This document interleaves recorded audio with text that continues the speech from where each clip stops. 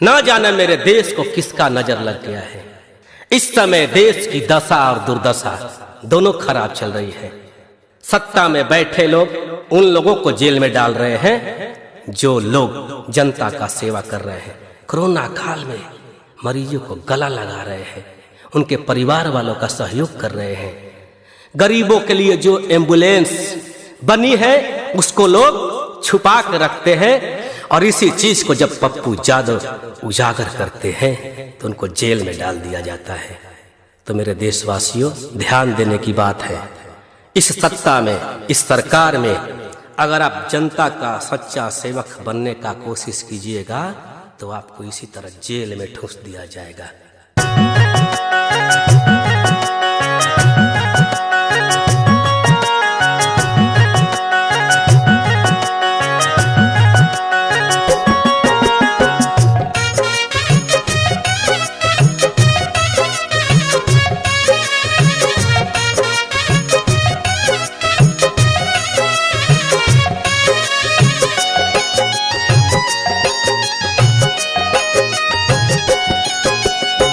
जान गईल देशवा कैसन के बात नेतावा, जान गईल देशवा कैसन के बात नेतावा।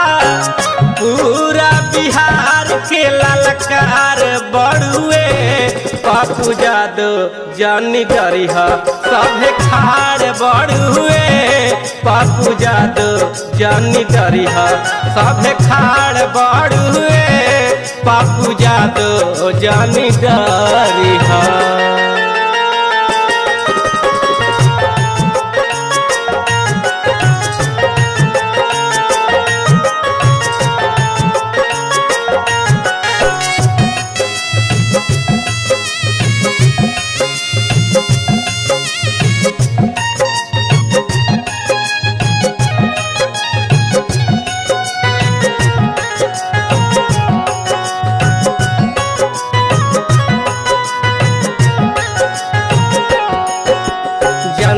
के तू साचा नेता कोरोना काल में दिखा दिहला, कोरोना काल में दिखा दिहला।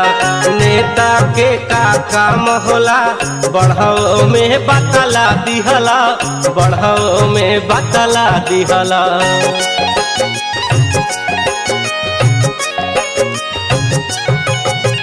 जनता के तू साचा नेता कोरोना काल में दिखा दिहला, कोरोना काल में दिखा दिहला। नेता के का काम होला बाढ़ों में तू बता दिहला, बाढ़ों में तू बता दिहला। जान गईल बात पूरा देशवा के लोगवा, जान गईल बात पूरा देशवा के लोगवा। के बाटे अच्छा के बेकार बड़ुए पप्पू यादव जानी डरिह सभे खाड़ बड़ुए। पप्पू यादव जानी डरिह।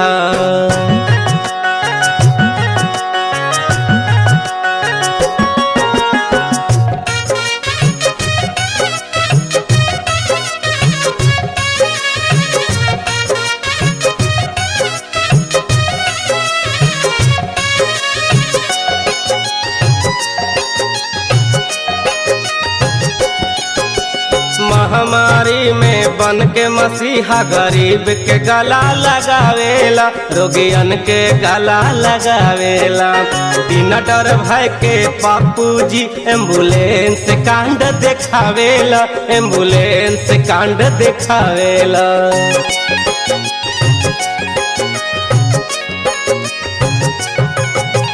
महामारी में बन के मसीहा गरीब के गला लगावेला, रोगियन के गला लगावेला। बिना डर भय के पप्पू जी एम्बुलेंस कांड देखावेला, एम्बुलेंस कांड देखावेला।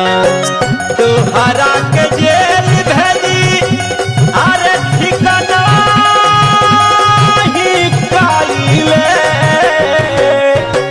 तोहरा के जेल भेजी ठिकाना ही काइले।